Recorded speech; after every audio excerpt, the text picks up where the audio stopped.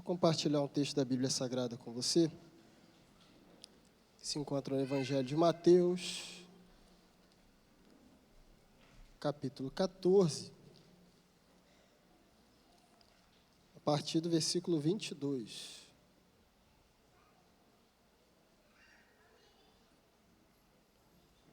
Mateus 14, a partir do versículo 22.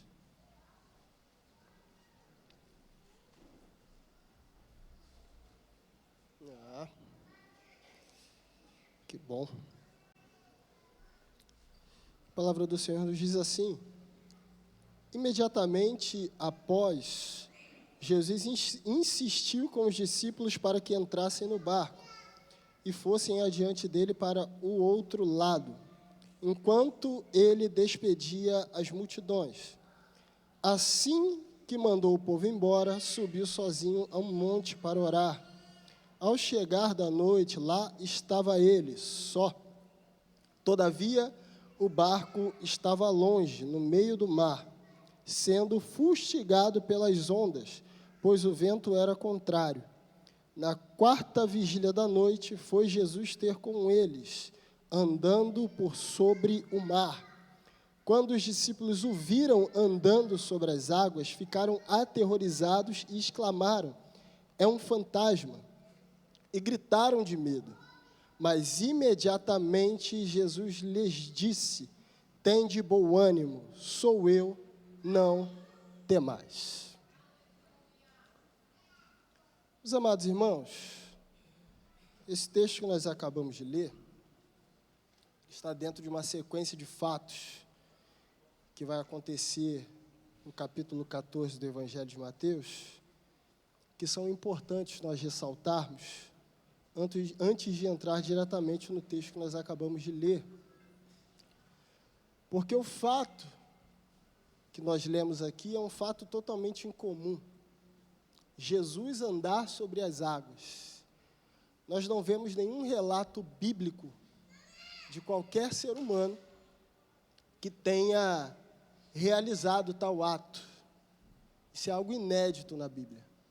Só que existe uma sequência de fatos para que posteriormente isso viesse a acontecer. Não que justifique o fato de Jesus andar sobre as águas, mas nós vamos perceber que coisas maravilhosas aconteceram antes disso. O texto sagrado vai nos mostrar que Jesus estava em Cafarnaum e recebe a notícia de que João, o Batista, o seu primo, aquele que o havia batizado, estava morto, havia sido decapitado. Jesus se entristece, resolve pegar um barco, junto com os seus discípulos, e se deslocar de Cafarnaum até Betsaida. Só que, enquanto Jesus se deslocava de Cafarnaum até Betsaida pelo mar da Galileia, a multidão o interceptou do outro lado, foram a pé. Só que o que eu acho interessante é que quando Jesus desce do barco, mesmo triste, mesmo chateado com o que havia acontecido, ele faz questão de atender a multidão e ali realizar muitos milagres. Jesus passa bastante tempo ali. O que eu entendo com isso é que as circunstâncias da vida não podem interferir na missão que nos foi dada por Deus. Momentos de tristeza passaremos com certeza, momentos de dificuldade, de perda, com certeza passaremos, mas maior do que a nossa vida é a missão que foi confiada por Deus a nós. E sabe o que me entristece? É que em alguns momentos da vida, nós começamos a dar desculpas para não fazer aquilo que Deus nos outorgou. Estamos ocupados com isso, estamos ocupados com aquilo, nos envolvemos em muitas coisas que nos impedem de realizar aquilo que o Senhor confiou às nossas mãos. Ei, querido, eu quero te conclamar esta noite a parar de dar desculpas, a parar de colocar impedimento na frente daquilo que Deus te chamou para fazer. as circunstâncias não podem atrapalhar, e nem as coisas que nós colocamos à frente da missão. Grave isso no teu coração. A missão que Deus te confiou é maior do que a sua vida. O próprio Jesus uma vez disse assim: aquele que não estiver disposto a aborrecer pai, mãe, esposa, filhos, não está apto. Não tem parte comigo. Pai, mãe, esposa, filhos não podem ser impedimento para você realizar aquilo que o Senhor tem colocado em suas mãos. Aí você fala assim: mas pastor, como é que eu faço? O teu casamento foi Deus que te deu, querido. A tua família foi Deus que te deu. A porta de emprego foi Deus que abriu. Às vezes as atividades na igreja, preste bem atenção no que eu vou dizer, te impedem de ter um tempo de qualidade com Deus. É terrível isso. Ativismo religioso não tem nada a ver com comunhão com Deus. Comunhão com Deus é entrar para dentro do teu quarto, fechar a porta e falar com teu pai em secreto, que te ouve e te recompensará publicamente. Nós temos muitas coisas a fazer, mas o nosso primeiro chamado é estar com Ele. Jesus realiza muitos milagres ali, só que o tempo começa a passar. E ficando tarde, aquela multidão já não tinha como mais voltar de onde vieram, sem se alimentar para concluir a sua caminhada, porque eles estavam muito tempo ali e tinham fome. Jesus então reúne os discípulos e diz: olha só, já que vocês estão trazendo essa informação para mim que está tarde, que eles estão com fome, dê a eles de comer. Porque tem muita gente que é especialista em trazer problema, mas não tem a capacidade de pensar numa solução. Porque trazer o problema é muito fácil. É verdade que existia ali uma grande multidão, com certeza, mas em momento nenhum eles pensaram num plano para resolver aquela situação, trouxeram apenas o problema. Líderes dentro da casa do Senhor sofrem muito com isso. Muito. Pastores sofrem muito com isso. Por mais que você não tenha a solução de imediato, uma solução que seja eficaz para aquele momento, tente pelo menos. Não foque só no problema. Jesus então diz o seguinte: vem cá, realmente, há muitas pessoas, não há alimento suficiente aqui. Mas o que é que tem aí entre vocês? Tem alguma coisa aí? Tiago então chega para Jesus e diz assim: eu tenho 5 pães aqui, que um jovem trouxe, e 2 peixes. É óbvio, a Bíblia vai dizer que havia mais de 5.000 pessoas, sem contar crianças e mulheres. 5 pães e 2 peixes jamais seria o suficiente para alimentar aquela multidão. Isso se o nosso Deus trabalhasse dentro da nossa lógica. Eu quero que você comece a entrar naquilo que eu vou dizer mais para frente. Deus não trabalha dentro da lógica humana. A matemática de Deus é completamente diferente da nossa. Quando nós olhamos para o problema e dizemos que não dá, Deus já tem a solução pronta para aquele problema. A nossa visão, às vezes, é limitada àquilo que está diante de nós. Mas o nosso Deus, que é capaz de realizar milagres extraordinários, vê muito além da nossa mente. 5 pães e 2 peixes nas mãos dos discípulos não eram o suficiente, mas na mão de Jesus, ele fez sobrar. talvez esse pouquinho de fé que você tem aí, na sua mente, na sua cabeça, não seja o suficiente para realizar o algo grande que Deus disse que realizará através da tua vida. Mas coloca isso diante de Jesus, que Ele não vai fazer só na sua vida não, Ele vai fazer na sua vida e vai fazer transbordar na vida do teu irmão. O nosso Deus, Ele é multiplicador. Ele é o único que multiplica por zero e acha coeficiente, querido. O nosso Deus é aquele que traz as coisas à existência, que olha para o mundo que está sem forma e vazio e diz, haja, e as coisas começam a aparecer.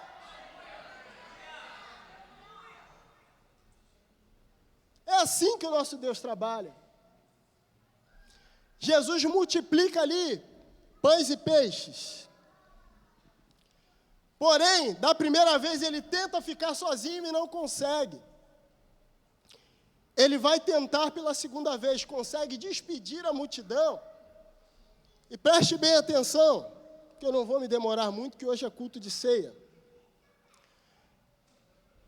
Eu preferi ler na minha versão, que é a King James atualizada, porque no versículo 22, tem uma expressão que me chamou muita atenção. A Bíblia vai dizer assim, imediatamente após Jesus insistiu com os discípulos para que entrassem no barco e fossem adiante dele para o outro lado, enquanto ele despedia as multidões. A insistência de Jesus para que os discípulos entrassem no barco é porque aquele não era um horário propício para navegar. Era muito tarde. Já estava anoitecendo. E era justamente no período onde aconteciam as tempestades. Só que deixa eu falar uma coisa para você. Não foi qualquer pessoa que mandou eles entrarem no barco. Foi Jesus. Não foi qualquer pessoa que mandou você assumir esse departamento. Foi Jesus.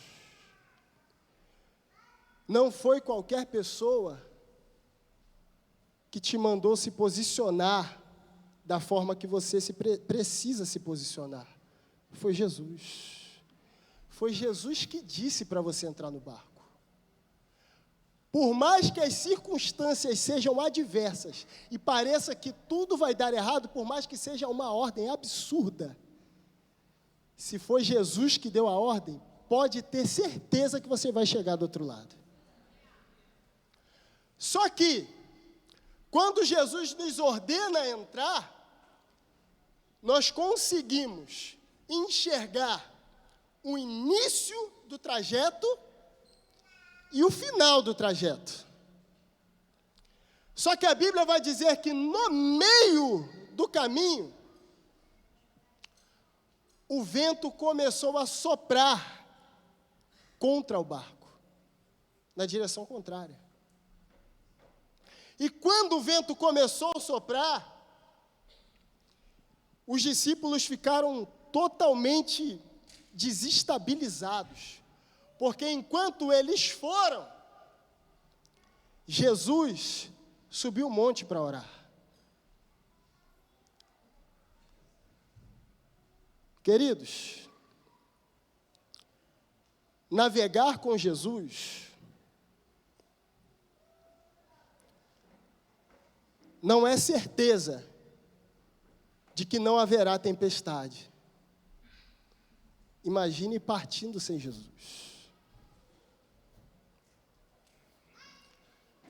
Moisés, em um determinado momento da sua caminhada, Deus disse a Moisés assim, eu vou enviar um anjo.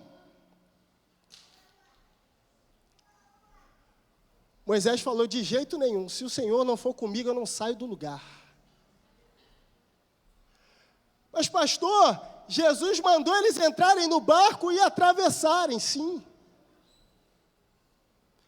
Só que o que aterrorizava eles era o fato do vento estar soprando o contrário e Jesus não está no barco. Só que deixa eu te falar uma coisa, por mais que você se sinta sozinho, há mais de 2000 anos atrás, alguém morreu na cruz do Calvário pela mim e pela tua vida, para ser o nosso intercessor diante de Deus.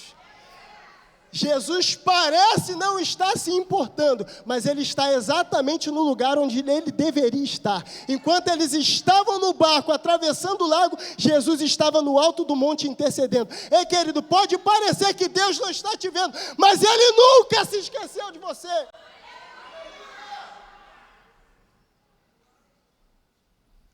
O vento começou a soprar contrário. E aqui eu gostaria de falar sobre 3 tipos de pessoas. Existem aqueles que, apesar da insistência de Jesus para entrar no barco, não entram, evangelista Guilherme. Esses viverão com as águas pelos tornozelos para o resto da vida, nunca terão experiências com Deus. Aqueles que resolvem andar pela sua própria vontade, jamais verão o sobrenatural de Deus na sua vida. Existem aqueles que entraram no barco e chegaram até o meio do mar. Quando viu a tempestade vindo, por medo, se encolheram. E mesmo Jesus andando sobre as águas da direção,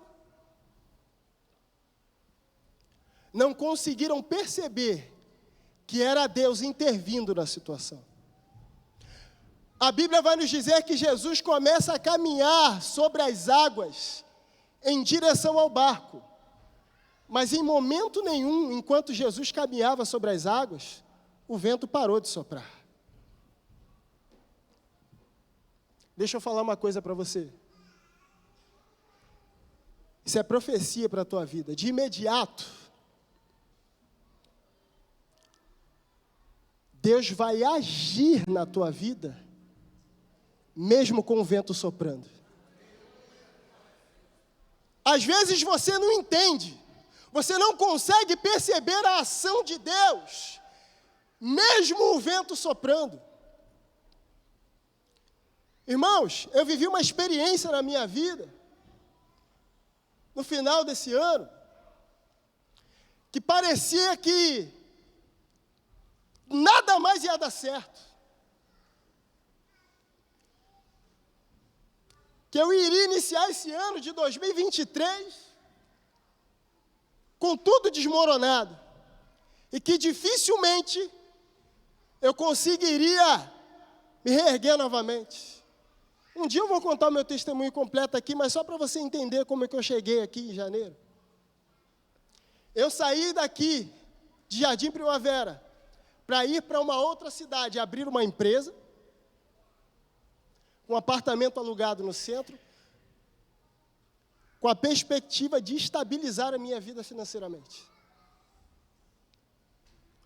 E por circunstâncias que não dá tempo de explicar, a partir do 2º ano as coisas começaram a ficar difíceis.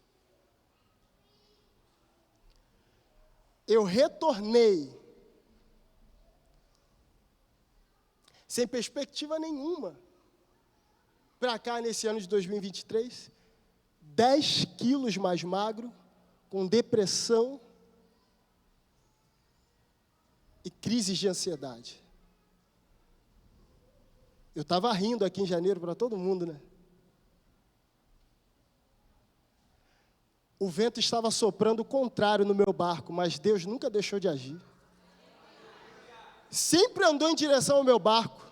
Estou empregado, meu irmão, estou me restabelecendo financeiramente, estou morando novamente na minha casa. Meu ministério, Deus tem restaurado a cada dia, tem confirmado a cada dia que Ele continua sendo comigo, que Ele jamais esqueceu da minha vida, que eu ainda sou uma ferramenta útil na mão dEle.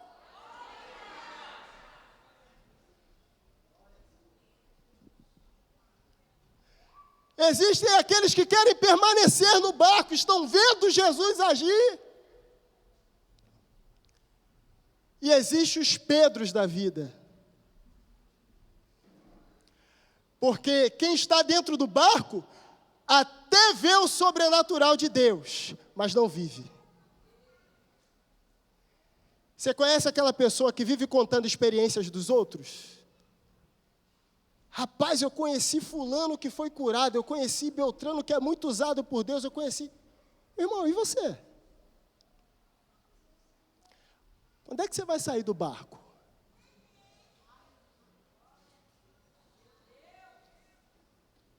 Quando é que você vai mudar a trajetória da sua vida?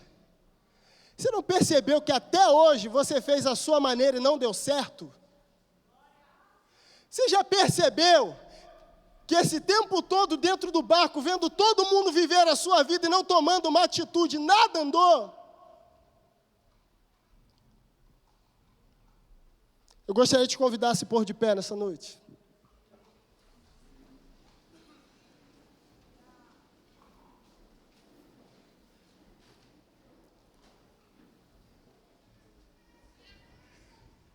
Engrandecido seja o teu nome, Jesus.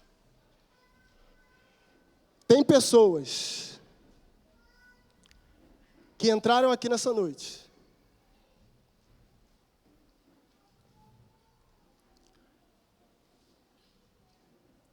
congregam há muitos anos, mas nunca tiveram uma experiência real com Deus. Já viram de tudo na igreja, mas nunca viram acontecer através da sua própria vida. Esse é o primeiro convite que eu quero fazer nessa noite. Você que quer experimentar o sobrenatural de Deus através da sua vida. Eu já vi Deus usar muita gente, mas eu quero que a partir de hoje Deus use a minha vida. Porque Pedro, diferente dos discípulos, ele resolveu sair do barco, perguntou: mestre, é o Senhor mesmo? Sim, sou eu. Se é o Senhor, permita-me ir até aí. Jesus disse para ele: vem. É isso que Jesus está dizendo para você nessa noite. Vem. Sai do barco.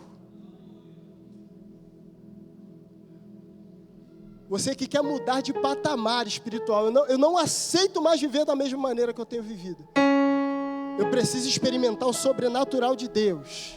Eu estou cansado de ver, eu quero sentir, eu quero viver isso na minha vida. Vem aqui à frente que eu quero orar pela tua vida. Segundo apelo que eu quero fazer. Você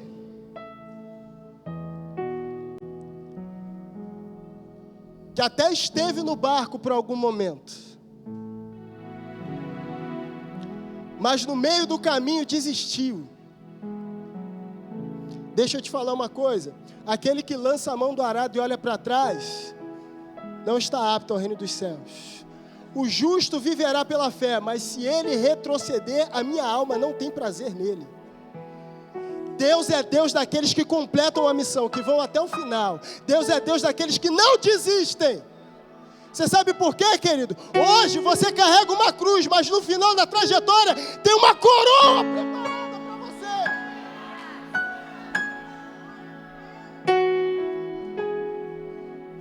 Eu te convido a vir à frente a retomar a caminhada. Você que quer retornar aos caminhos do Senhor.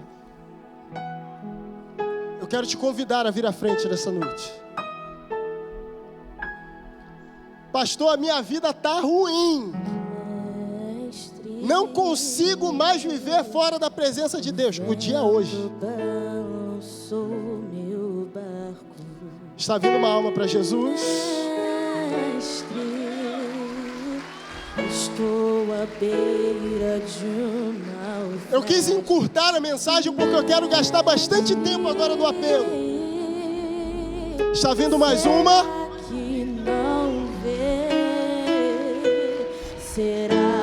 Eu quero convidar a você que nunca entrou no barco por medo. Até viu as pessoas entrarem, achou legal. Eu sou amigo do Evangelho, eu frequento igreja, mas ainda não servi. Está vindo mais uma. Mas ainda não sirvo a esse Jesus. Eu gostaria de experimentar. Eu tenho certeza que você não vai se arrepender. Você que quer receber a esse Cristo como Senhor e Salvador, a oportunidade é agora.